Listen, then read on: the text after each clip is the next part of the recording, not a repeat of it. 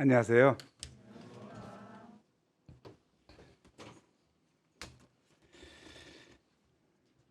졸업하는 형제 자매, 또 일본으로 가는 고수,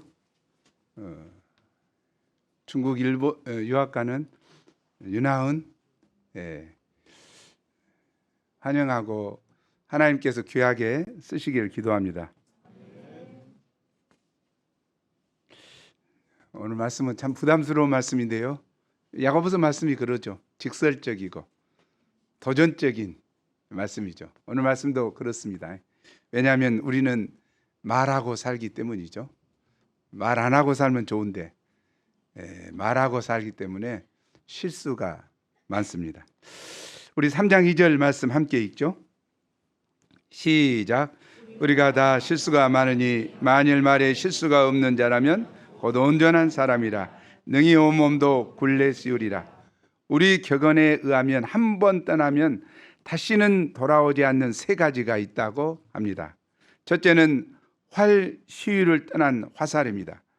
그 화살은 처음 겨냥했던 그 목표물을 향해 사정없이 날아갈 것입니다.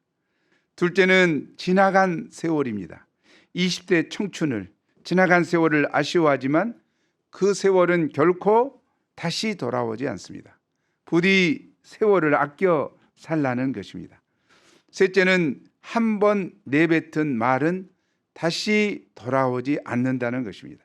내뱉은 그 말은 아무리 실수로 한 말이라고 해도 이미 그 말은 들은 사람의 뇌에 마음에 박혀 버렸습니다.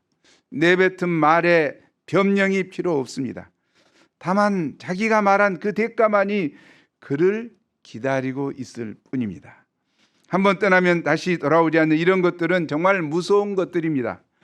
오늘 본문은 이 세 가지 중에 말에 대해 아주 강도 높은 경고를 하고 있습니다.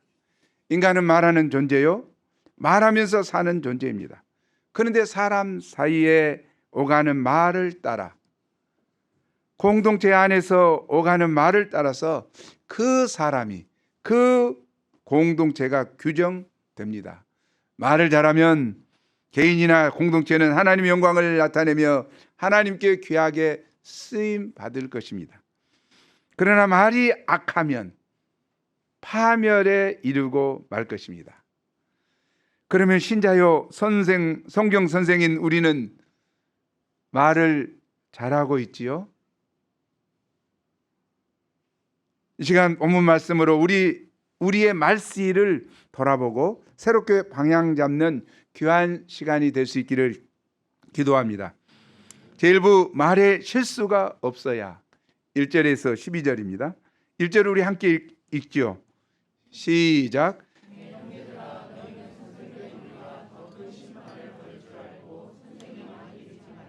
선생은 교회 공동체에서의 성경 선생이나 목자를 말합니다.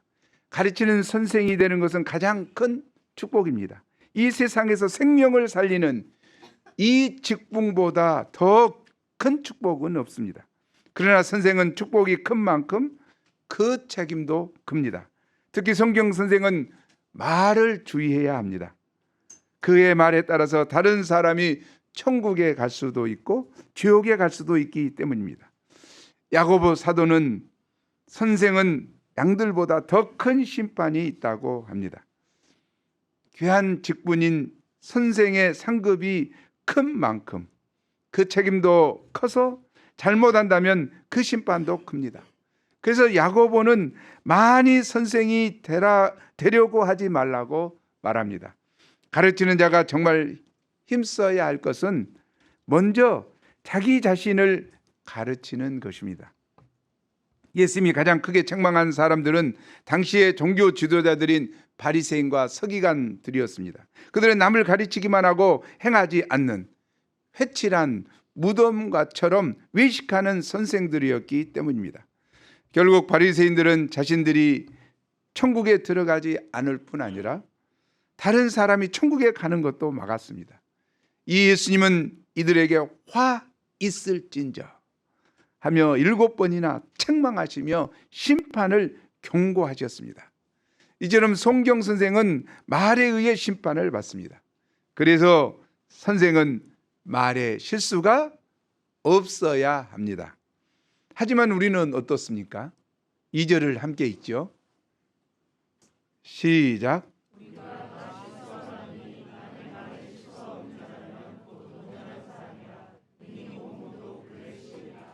목자인 우리도 연약한 인간이요, 죄인이기 때문에 실수가 없을 수 없습니다. 아니, 많은 면에서 실수가 많습니다. 야고보 사도도 이를 인정합니다. 그런데 중요한 것은 말에 실수가 없는 자라면 온전한 사람, 곧 믿음이 성숙한 사람이라는 것입니다. 왜냐하면 말에서 실수하지 않으면 능히 온 몸도 굴레 씌울 수 있기 때문입니다. 굴레 씌운다는 것은 절제한다는 것입니다. 말에서 실수하지 않으면 그 삶 전체가 실수하지 않게 된다는 것입니다. 성경 선생의 사역은 주로 말로 이루어집니다. 성경 선생은 말을 통해 하나님의 비밀과 그 뜻을 담아 나릅니다. 성경 선생에게 말은 지혜와 교훈을 전달하고 축복을 전달하는 수단입니다. 그런데 때에 따라서 말을 실수합니다. 이런 말 실수가 무엇입니까? 자기 감정을 절제하지 못하여 함부로 하는 말입니다.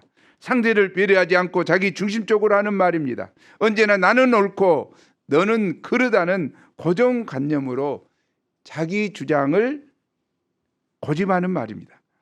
이런 말은 상대에게 깊은 상처를 주고 믿음에서 떠나게 합니다. 더 나아가 공동체를 파괴합니다.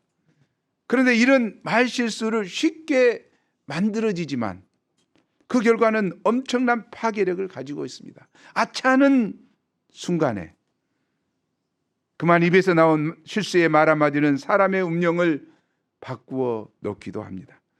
공과 사를 막론하고 말의 실수에는 가차없는 심판이 가해집니다.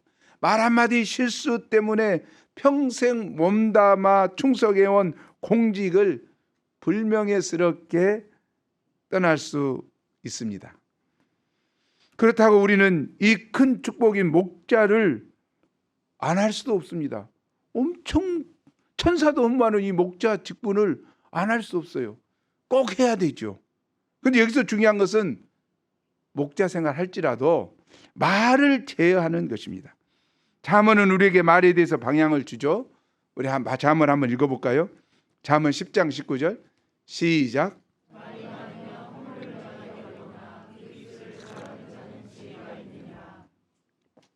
야고보서 1장 9절 말씀은 얼마나 은혜로운지요. 함께 읽겠습니다. 시작.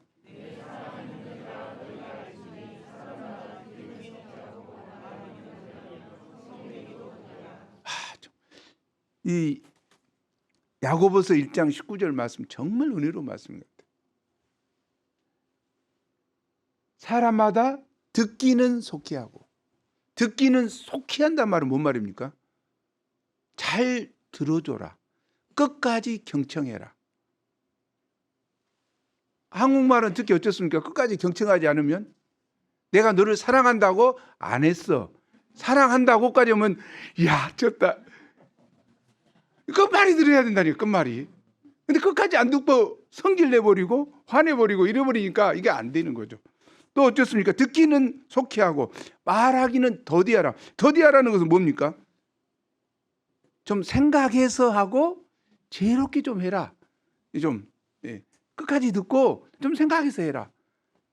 성내기를 더디하라. 성내지 말고 온유함을 해라. 같은 말을 해도 온유함을 해야 되는데 나처럼 언성이 톤이 높으니까 싸운 것 같아. 그러면 이게 전부 다 인상 쓰잖아. 아, 왜 그렇게 악 쓰면서 이야기해요? 악 안 썼다니까? 내가 언제 악 썼어? 악 안 썼잖아요. 악 썼나? 목소리가 좀 큰 것뿐이지. 근데 이게 정말 중요한 것 같아요. 이 말이 정말 사람마다 듣기를 속히 하고 말하기를 더디하고 성내기를 더디하라. 이거 우리 방향이 됐으면 좋을 것 같아요. 끝까지 들어주고 정말 생각해서 이야기하고 남을 배려하면서 이야기하고 또 어째 화내지 말고 언야무라고. 이게 굉장히 중요한 이야기인 것 같아요. 3절에서 5절까지는 우리가 말할 때 쓰는 작은 혀가 얼마나 큰 위력을 발휘하는지 비유로 말하고 있습니다. 말들은, 여기 호스이스죠. 말, 타는 말은 사람보다 크고 강하고 빠르지만 입에 재갈을 물림으로써 사람이 원하는 대로 끌고 갈 수 있습니다. 손으로 고삐를 잡고 조절하면 순종할 수밖에 없습니다. 또 아무리 큰 배라도 작은 키로 사공의 뜻대로 운전할 수 있습니다. 배는 어떻습니까? 바람에 마구 물러다니고 이게 이리저리 다닐 수밖에 없지만 키로 방향을 조절하여 사람이 원하는 곳으로 몰고 갑니다. 그러나 혀는 어떻습니까? 혀는 말의 재갈보다 더 작고 배의 키보다는 훨씬 더 작습니다. 이 지극히 작은 혀, 소위 뭐라고 하죠? 새치혀. 새치. 한 치는 몇 센치죠? 3cm예요. 3 곱하기 3은 9cm밖에 안 되는 이 작은 혀로 혀를 조절하지 못한다니까. 이 혀만 잘 조절할 수 있다면 성숙한 사람이 될 수 있는데 이것이 쉽지 않습니다. 5절 말씀이죠. 우리 함께 읽어보죠. 얼마나 폐해가 큰지 함께 읽겠습니다. 시작.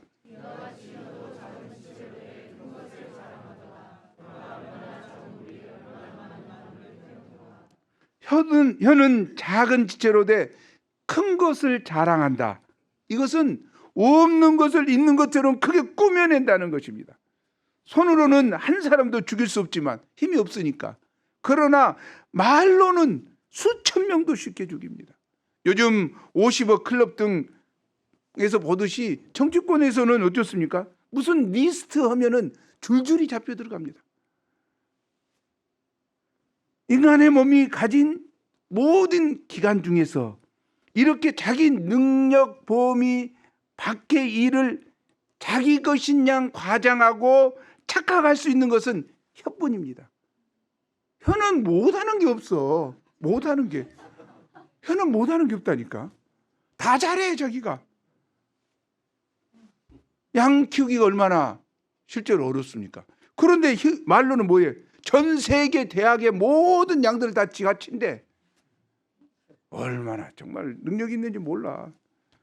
하나님처럼 자신을 높일 수 있어. 그냥 모든 걸 잘해. 그냥 능력의 사람이에요. 이것이 혀의 교만성, 기만성, 착각성입니다. 여기서 벗어나지 못한 혀의 파괴력은 마치 불과 같습니다. 아무리 작은 불이라도 초기에 끄지 않으면 어떻습니까? 엄청나게 많은 나무를 다 태워버리죠. 우리의 혀가 바로 이런 불과 같습니다.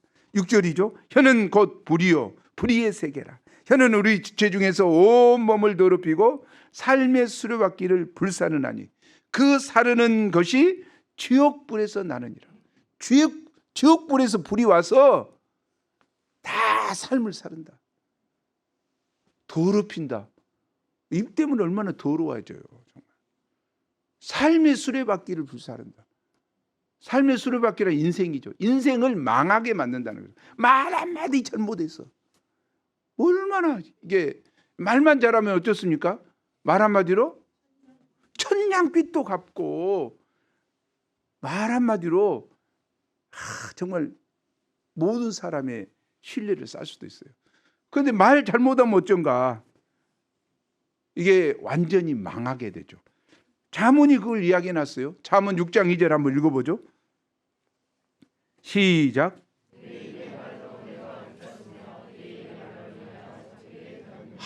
말 한마디 잘못해가지고 내 입의 말로 내가 얽혔고 내 입의 말로 인하여 잡히게 됐다. 완전히 망하게 됐다. 그런데도 우리는 말에 얼마나 부주의하고 무관심하기 쉽습니까? 되는 대로 생각나는 대로 마구 뱉어내는 것이 우리가 사용하는 말입니다. 행동으로 옮기지 못하는 불의와 악도 얼마든지 혀에 담을 수 있습니다. 우리 모스크바 기멜리아 보면 저게 진짜 말인가 뭔가 다리 부러져 가지고 군대 안 들어가면 좋겠다. 저게 말이요 뭐요? 교통사고 나버렸으면 좋겠다. 이게 말인 건 뭔가 모르겠어요. 이게 말로 별말을 다 해. 그러면서 어째? 안 가면 좋은데 끼역끼역 또 가. 시간 되면 진짜 이게 뭐 별말을 다 해. 행동으로 옮기지 못하는 불의와 악도 얼마든지 혀에 담을 수 있습니다. 입을 통한 부정과 불륜, 간음은 오늘도 음담, 패설이라는 우스개의 그릇에 담겨 다른 사람에게 전달됩니다. 요즘은 SNS에 글을 올리고 댓글을 쓰면서 절제 없이 지나치게 자기 중심적으로 표현합니다. 악성 댓글, 막말투성입니다. 덕담보다는 심한 욕설이 더 많고 칭찬보다는 편찬과 폄하와 모독의 말이 더 넘치는 사회. 이것이 오늘 우리 사회의 자상이 아닙니까? 참 정말 너무 심해요. 이런 점에서 볼 때 교회 공동체에서 신자들의 말의 중요성은 아무리 강조해도 지나치지 않습니다. 성생들의 말 한마디는 공동체 전체를 파괴할 수도 있습니다. 목자의 말 한마디는 자신의 인생을 불태워버릴 뿐만 아니라 양의 인생, 공동체조차도 불태울 수 있습니다. 불신의 말, 불평의 말, 낭망의 말, 헛소리 말들은 공동체를 흔들리게 합니다. 미움과 쓴 감정이 가득 찬 말, 생각 없는 말, 이기적이고 자기 중심적인 말들은 또 어떠합니까? 우리의 정치판을 보면 좌파나 우파나 말장난으로 가득 차 있습니다. 가짜 뉴스인데도 무조건 터뜨리고 물고 늘어집니다. 아니면 말고식입니다. 그래서 국민들을 화나게 하고 무관심하게 했습니다. 하지만 우리 믿음의 공동체는 이런 정치판과는 달라야 합니다. 아멘. 감사의 말, 믿음의 말, 소망의 말, 찬양의 말을 해야 합니다. 상대방을 헐뜯기보다 배려하고 칭찬하고 세워주는 말, 격려와 위로가 가득 찬 말, 그야말로 희망의 창가가 넘쳐야 하지 않겠습니까? 이런 점에서 우리는 유치원 선생님들의 말씨를 배웠으면 합니다. 아이들이 장난치며 실수해도 괜찮아, 튼튼하게만 자라다오, 조금만 잘해도 참 잘했어요, 멋져요, 오버합니다. 이런 아름다운 말들로 인해서 새싹들이 무럭무럭 자라납니다. 교회 공동체야말로 격려와 소망과 감사의 말을 통해서 어린 양들이 성경 선생이요 목자들로 자라나는 곳이 되어야 합니다. 아멘. 처녀 마리아에게 엘리사벳이 말했던 그 말씀을 한번 보십시오. 한번 보겠습니다. 읽어보죠. 안 적혀졌겠죠? 네, 그렇습니까? 주께서 시작.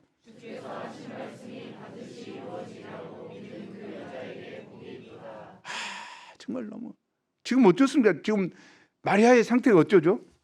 두려움 반, 소망 반, 인간적인 생각 반, 믿음의 생각 반, 갈등하고 방황하고 힘들고 어려운 상황에 지금 누구를 찾아갔습니까?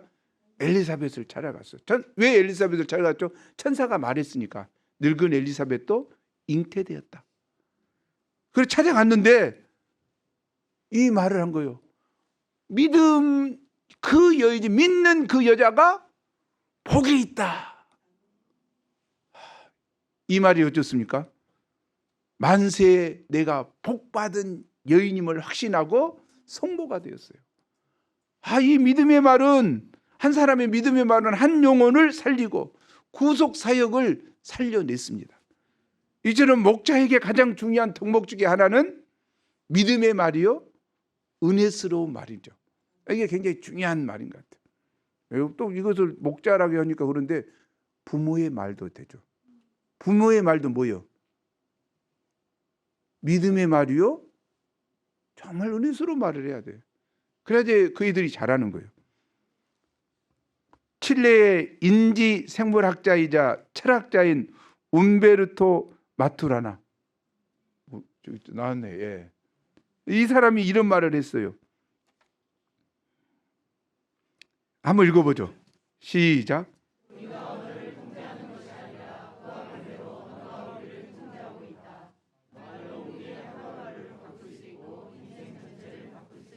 와, 정말 뒷부분은 내가 지금 안 적어놨는데 그것까지 찾아서 해놨어요. 정말 누가 이거 만들었는지 몰라도 정말 보통 뒤에 있네 그러고 본 게. 예, 중요한 거예요. 우리가 말을 하고 있다고 하지만 말이 우리를 지배한다는 거죠. 아 춥다 그러면 더 춥게 느껴진다는 거예요. 반복해서 이야기하면. 아 덥다 하면 엄청 덥게 느끼는 거예요. 우리 최영 목자 같은 경우는 덥다 그래버리면 못 참는 거예요. 에어컨 틀어야 되고 뭐 겨울에도 막 엄청 덥게 느끼는 거예요. 이게 신경이 지배한다는 거죠. 반대로 어쩌습니까? 우리가 또 야 할 수 없다 할 수 없다 입에 달고 다는 사람 있어요. 나는 할 수 없어. 나는 못해. 그 사람 어째? 정말 못하게 되고 무기력, 연약함 이것을 계속 젖어 사는 거예요. 그것이 지배한다는 거예요. 그것이. 아 외롭다. 그렇게 계속 외로움을 느끼는 거야.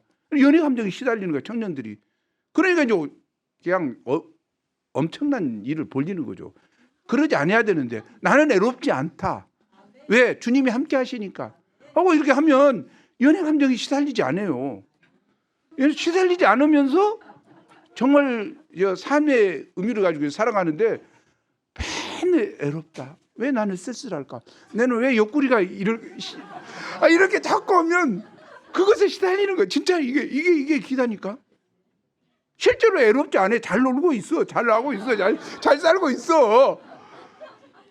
그런데 그냥 그렇게 자꾸 이야기하면 이게 판단력이 이제 흐려지고 별 볼일 아는데 그 외로움을 달리기 위해서 이렇게 정말 연애하고 이렇게 한 거 보면 한심스러운 생각이 들어요. 나만 그럴까? 본인도 그러겠지. 중요한 것은 그것입니다. 정말 이렇게 이것이 말이 지배한다. 그래서 우리는 부정적인 말, 어두운 말, 불신의 말보다는 긍정적인 말, 밝은 말, 믿음의 말을 해야 된다는 이 사람이 주장한 거예요. 그럴 때 그 말이 우리를 지배해간다. 하루하루를 지배해간다는 거죠. 아주 중요한 이야기예요. 정말 중요한 이야기라고 생각해요. 이게 성경에도 예수님도 그렇게 이야기했잖아요. 예수님도 어떻게 이야기했습니까? 보면 말씀하셨죠? 마가복음 11장 23절에 한번 읽어보겠습니다. 시작.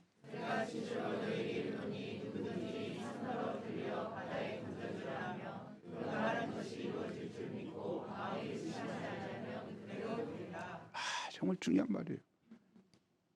말하는 것이 이루어질 줄 믿고 마음이 의식하면 그대로 된다. 믿음이에요. 시골 작은 성당에서 한 아이가 주일 미사를 돕고 있었습니다.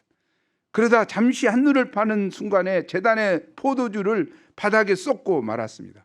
화가 난 신부는 순간 소년의 뺨을 치며 바보 같으니 어서 물러가고 다시는 제단 앞으로 오지 마! 라고 소리 질렀다고 합니다. 또 다른 성당에서는 한 아이가 주일 미사 중에 비슷한 실수를 저질렀습니다. 그러나 신부는 그 아이를 사랑스러운 눈빛으로 바라보면서 다음과 같이 위로해 주었습니다. 괜찮다. 일부러 그런 것이 아니지 않니? 나도 어릴 때 실수가 많았단다. 너도 신부가 되겠구나. 세월이 흘러 성당에서 쫓겨난 아이는 그 말대로 제단 앞에서 물러가 하나님을 비웃는 공산주의자가 되었습니다. 그가 누굽니까? 유고슬라비아를 강력한 전제 정치로 했던 대통령 조셉 티토입니다.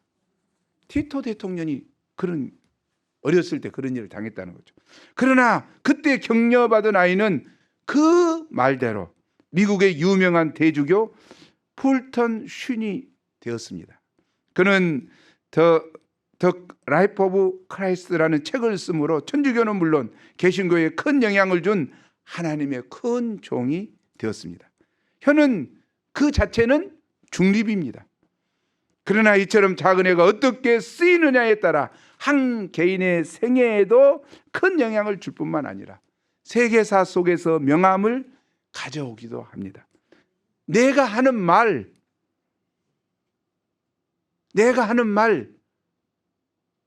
그 말이 지금도 무언가를 이루고 있습니다. 정말 중요한 거예요. 우리가 하는 이 말, 내가 뱉고 있는 이 말, 무언가를 이루고 있어요. 그런데 우리는 삶의 현장에서 이 작은 혀를 길들이기가 여간 쉽지 않습니다. 여러 종류의 짐승과 새와 벌레와 바다의 생물은 다 길들임으로 사람들에게 길들여 왔습니다. 그 사나운 호랑이조차도 사육사에게 길들여 재롱을 피우고, 독수리도 사람의 팔에 얌전하게 앉고, 물방개나 뱀조차도 훈련이 됩니다. 시간이 좀 걸리기는 해도 훈련이 안 되는 것은 없습니다. 그런데 혀는 능히 길들일 사람이 없습니다. 그래서 혀는 쉬지 않는 악이요, 쉬지 않게 악을 뱉는다는 거죠. 죽이는 독이 가득합니다. 쉬지 않는 악을 뱉는다는 건 뭐 말입니까? 통제가 안 된다는 거죠. 혀가 통제가 안 되면 어떻게 됩니까? 그것은 한 인생을 파괴하는 도구가 되고 한 공동체를 죽이는 치명적인 독이 되고 맙니다.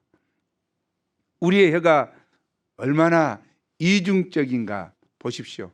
9절 10절에 표현되어 있죠. 9절 10절도 우리 함께 읽어보죠. 시작.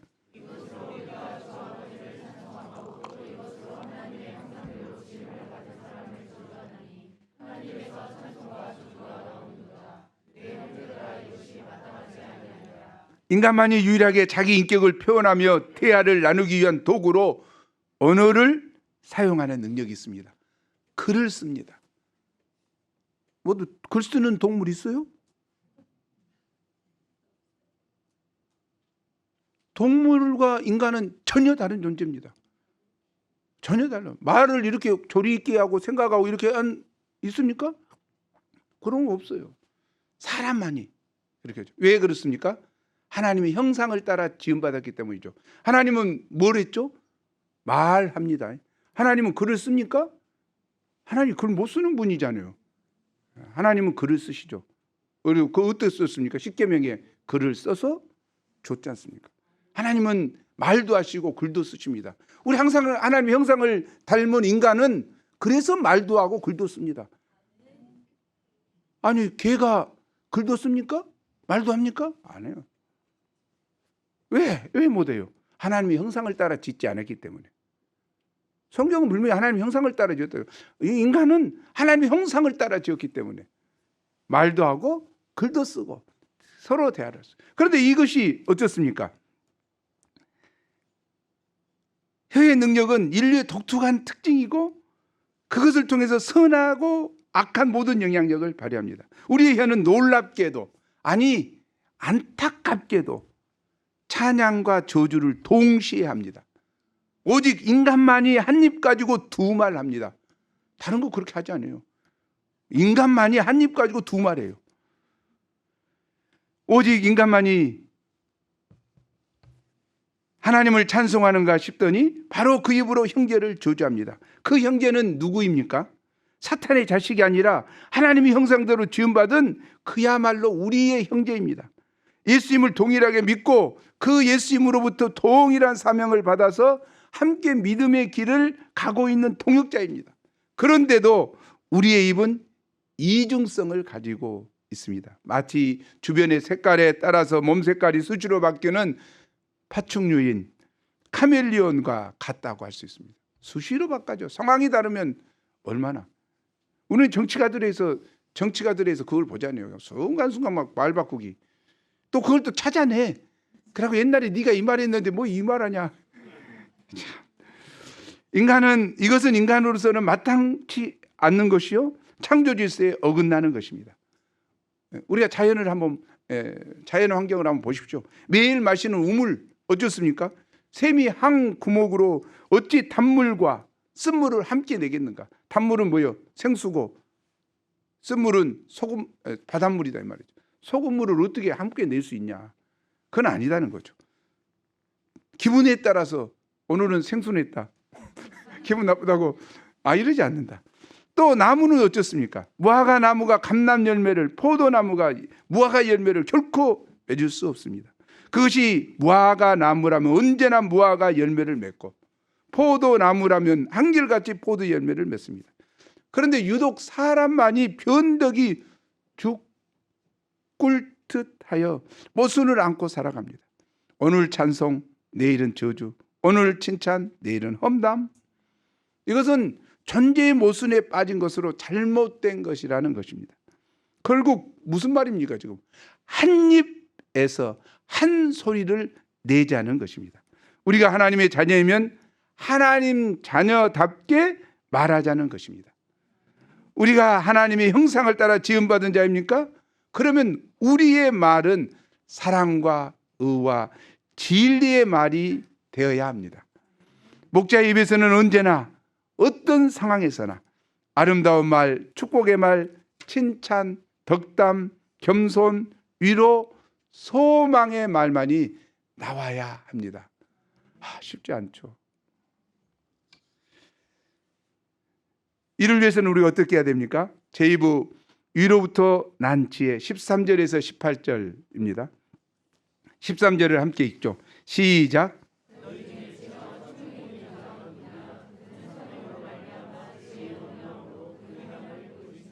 지혜와 총명이 있는 자는 선생을 말합니다. 선생들은 자칭 한 지혜씩 한다고 생각했습니다. 그런데 야고보는 그 한 지혜를 삶 속에서 행함으로, 그것도 온유함으로 보이라고 합니다. 행함이 없는 사람일수록 말이 많고 생각이 불순합니다. 행함이 없는 믿음이 죽은 믿음인 것처럼, 쓸모없는 것처럼, 삶 속에서 행함으로 나타나지 않는 것은 지혜도 아니고 뭣도 아닌 헛것이라는 것입니다. 지혜는 어떤 모양으로든지 삶 속에서 그 열매를 맺어야 합니다. 그런데 그 지혜는 두 가지가 있으니 아래로부터 난 것과 위로부터 난 것이 있다고 말합니다. 먼저 아래로 난 것부터 살펴보죠. 14, 15절입니다. 우리 함께 읽어보죠. 시작. 그러나 너희 마음속에 독한 시기와 다툼이 있으면 자랑하지 말라. 진리를 거스러 거짓말하지 말라. 이러한 지혜는 위로부터 내려온 것이 아니요 땅 위의 것이요 정욕의 것이요 귀신의 것이니, 선생이라고 하면서도 그 마음에 독한 시기와 다툼, 영어로 좀 봐봐야 될 것 같아요. 영어 없네. 진짜. 그 다음 올려보면 없을까? 없는 듯한데 또 있는데 중요한 건데. bitter envy, 쓴 시기, 질투, 그리고 and selfish ambition, 이기적인 욕망, 이기적인 야망, 이런 것이 있다는 거죠. 마음에 뭐가 있다고요? 이게 시기, 질투인데 이게 완전히 비터, 쓴, 안 좋은, 나쁜 시기가 있다. 좋은 시기면 괜찮은데, 예? 좋은 시기도 없어요. 사실은 보면 좋은 시기도 없는데, 좋은 질투도 없는데, 예? 이게 아주 나쁜, 쓴 이것을 갖고 있다는 거죠. 그리고 셀피시한 앰비션을 갖고 있다. 이기적인, 자기중심적인 그 야망을 있는 거야. 이게 문제가 된다는 거죠. 이게 문제가 된다. 이런 남을 희생하고 미워하는 시기심과 질투, 경쟁심이나 못된 야망이 마음에 있으면 자랑하지도 말고 거짓말하지도 말아야 합니다. 왜냐하면 시기심의 뿌리는 세상적이고 정욕적이고 마귀적이기 때문입니다. 시기심은 아름다운 인간의 본성이 아닙니다. 어떤 사람은 시기심이 사극 드라마 여인천하에서 보여주듯이 인류 역사 발전의 원동력이라고 주장합니다. 한국 엄마들의 시기심 때문에 아이들이 좋은 대학을 갔고 이 사회가 힘차게 되었다는 것이죠. 그러나 시기심은 어떻게 포장되든 위로부터 온 것이 아니요 땅 위의 것이요 정욕의 것이요 귀신의 것입니다. 성경 선생이요 목자라고 하면서도 누군가에 대해서 시기심이 발동한다면 그것은 역사 발전의 원동력이 아니라 마귀가 내게 심어준 것입니다. 자기보다 잘나는 동역자를 보면서 속이 시끄럽고 다툼이 생긴다면 그것은 선의의 경쟁심이 아니라 세상적 기준을 그대로 적용한 것입니다. 나보다 인정받고 세움받은 동역자를 보고 마음이 힘들어진다면 그것은 내 자신의 본능적 정욕에 호소한 것입니다. 이 모든 것들의 결과는 혼란과 모든 악한 일들 뿐입니다. 여기 혼란이란 뭡니까? 혼돈과 무질서죠. 디스오더는 무질서해진다는 거예요. 교회가 무질서해져 버려요. 이로 인해서 위아래가 없어. 지 마음대로 해버려. 또 악한 일들만 교회에 막 영향을 끼치게 돼요. 뿌리가 세상적이고 정욕적이고 마귀적이라면 그 열매가 뻔하지 않겠습니까? 그러나 위로부터 난 지혜는 어떠합니까? 17절입니다. 우리 함께 읽죠. 중요한 구절인데요. 시작.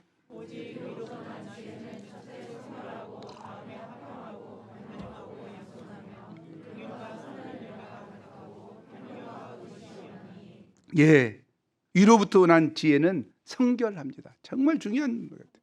거룩합니다. 거짓이 없습니다. 속임이 없습니다.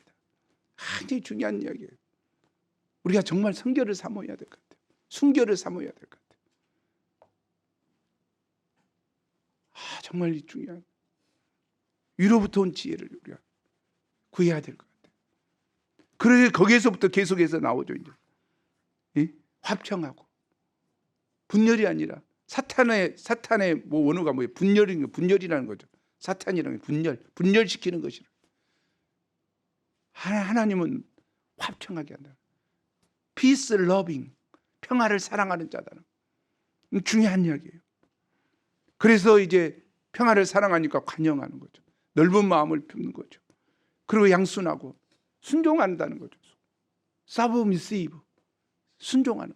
순종이란 멍청한 애들이 하는 것이 아니라 순종이란 하나님이 주신 지혜예요. 우리가 순종을 좋아해야 돼요. 너 맨 순종만 하고 뭔 목자 말이 순종하고 멍청하냐. 지가 멍청해가지고 너무 못해. 순종은 순진한 사람이 하는 것이 아니다니까요. 하나님의 지혜를 받은 자들이 맺는 성령의 열매죠. 또 긍휼히 여겨요. 불쌍히 여길 때 불쌍히 여기고 선한 열매가 가득하고 편견과 거짓이 없습니다. 이게 굉장히 중요한 이야기인 것 같아요. 이 위대한 마음을 가진 사람은 사상을 말하고 평범한 마음을 가진 사람은 사건을 말하고 좁은 마음을 가진 사람은 입방아 찌기를 좋아한다. 좁은 마음, 이게 뭡니까? 세상적인 마음, 사단의 공격을 받는 좁은 마음을 가지고 있는 사람은 입방아 찌기를 좋아한다는, 험담하기를 좋아한다는 거예요. 예, 세상이 제약되고 우리가 연약하니까 우리가 세상적인 지혜로 이야기하기가 쉬워요. 우리는 무엇이 필요합니까? 우리는 위로부터는 지혜를 사모해야 돼요. 그러지 않으면 세상에 살면서 세상적인 것으로 제약되고 제약을 이야기하고 못된 말만 하고 이렇게 할 수밖에 없어요. 그런데 우리가 정말 위로부터는 지혜를 사모하고 성령님의 지혜로 다스림을 받도록 우리가 기도해야 됩니다. 기도할 때 우리 입술이 제어되는 것이죠. 네? 그래서 할 말 못할 말을 잘 골라서. 우리는 참 그러잖아요. 너만 알아. 그냥 다 알고 있는데 너만 알아가. 그냥 그렇게 하지 말도록.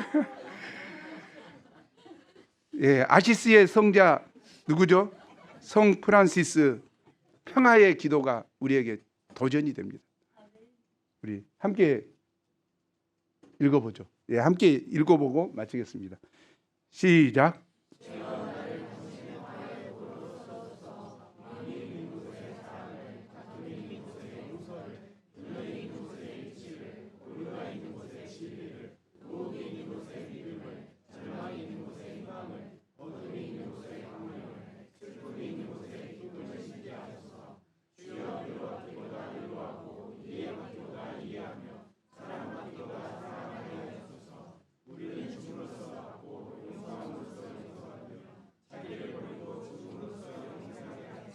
아멘. 예, 우리가 성숙한 기도가 되면 좋겠습니다. 특별히 오늘 졸업하는 형제 자매들이 이런 성숙한 말을 잘 사용함으로 덕을 끼치는 목자의 삶 살기를 원합니다. 일본 죽어가는 영혼들을 섬기러 가는 우리 고수 목자가 말의 고수가 되어서. 무슨 고수?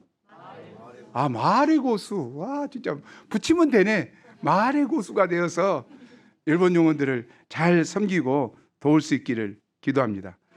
잠언 말씀 한마디 보고 끝내겠습니다. 시작.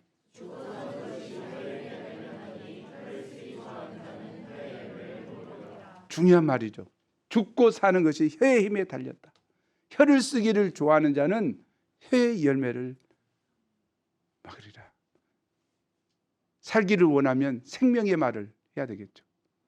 죽기를 원하면 이 세상, 지옥에서 오는 것을 이야기해야 되겠죠. 기도하겠습니다.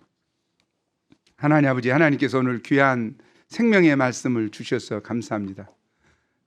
저희가 말장난 한다고 얼마나 헛된 말, 깎아내리는 말, 참 분노와 원망을 퍼붓는 말, 막대하게 생각 없이 말을 잘합니까? 하나님 불쌍히 여겨주시고 말에 실수가 없도록 참 기도하며 말을 제어할 수 있도록 도와주시기를 간절하게 기도하고 합니다. 주님, 성령 하나님 도우심 없이는 정말 제어할 수 없습니다.